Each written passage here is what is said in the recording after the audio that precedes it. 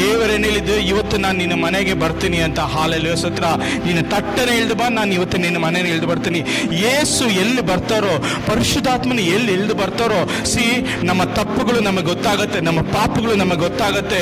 ನಾವು ಹಾಲೆಲೂಯಾ ಸ್ತೋತ್ರ, ನಾವು ಏನು ತಪ್ಪು ಮಾಡಿದಿರಿ, ನಾವು ಎಷ್ಟು ದ್ರೋಹ ಮಾಡಿದಿರಿ, ನಾವು ಯಾರ ತಾಗ ವಂಚಿಸಿರಿ ಅಂತ ಹಾಲೆಲೂಯಾ ಸ್ತೋತ್ರ ಗೊತ್ತಾಗುತ್ತೆ. ಯಾವಾಗ ಯೇಸು ಹಾಲೆಲೂಯಾ ಸ್ತೋತ್ರ ಜಕ್ಕಾಯಿ ಮನೆಗೆ ಇಳಿದು ಬಂದಾಗೋ, ಅಲ್ಲಿ ಹಾಲೆಲೂಯಾ ಸ್ತೋತ್ರ ಜಕ್ಕಾಯಿನ ದೇವರಿಗೆ ಏನು ಹೇಳಿಲ್ಲ.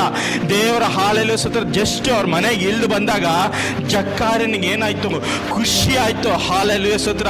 ಸಂತೋಷ ಹುಡ್ತು ಅವನು ಹೇಳಲ್ದ, ನಾನು ಯಾರ ತಾಗ ವಂಚನೆ ಮಾಡಿದೀನೋ ಅದು 4ರಷ್ಟು ತಿರುಗಿ ಕೊಡ್ತೀನಿ. ಹಾಲೆಲೂಯಾ ಸ್ತೋತ್ರ.